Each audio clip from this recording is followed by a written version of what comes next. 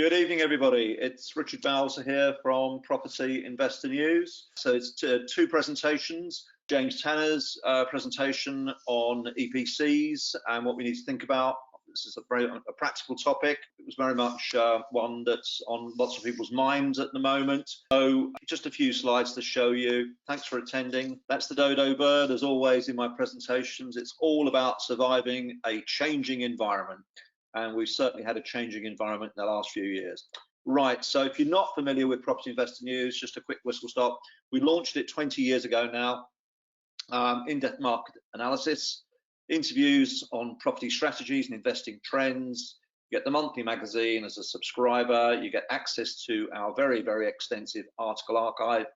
And then we do these non-sales monthly webinars. And there's the website for those of you who are not familiar with Property Investor News. We've now got over 17,000 articles in our website. If you're not familiar with Property Investor News and you want to subscribe, you'll get the latest magazine and a couple more. You'll get a choice of 2 books and one on property development and another one on buying, selling at auction. So that's the offer tonight for Property Investor News. So let's get on with the next set of slides from James now. Thank you, Richard. Just a little bit of background. I've been a full-time professional landlord for 14 years. I have been a developer of energy efficient homes for 10 years. I have been teaching sustainability to kids for 10 years, and I've been studying it for 10 years, and I'm still studying it, learning all the time. I'm just about to qualify as a domestic energy assessor.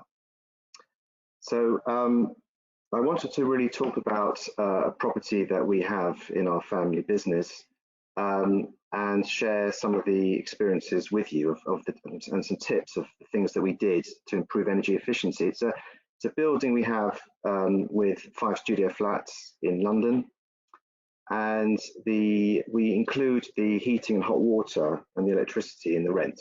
And we managed to reduce our heating bills from £5 a year to £2.5 a year.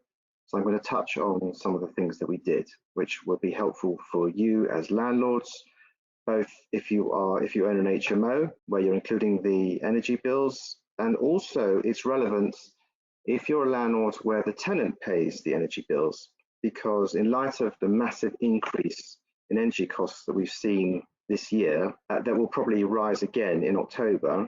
Certainly any tenants that are lower income tenants will be really under pressure now, and they will be wanting their landlords to try and help make their properties as energy efficient as they possibly can. Separately to this, the government has proposed that all landlord properties have a minimum EPC of C by 2025. This is subject to consultation and subject to change. That's where we are. So also the cost of living has gone through the roof this year, is likely to continue to rise substantially more. That's energy costs, food costs, and all sorts of other costs.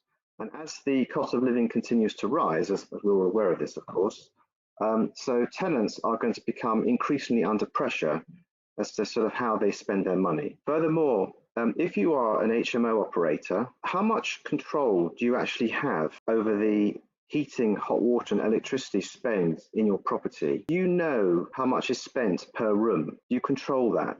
Do you analyze your bills, your energy bills on a regular basis and look at the usage and the amount that's actually being spent? Because at the end of the day, the higher the cost of the energy, the lower the profits are.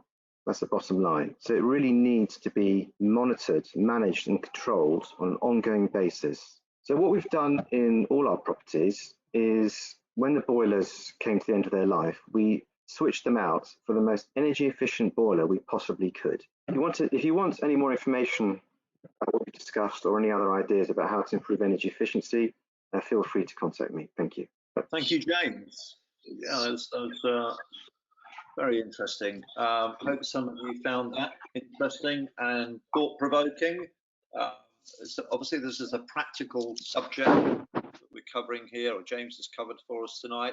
Let's just go to the question box.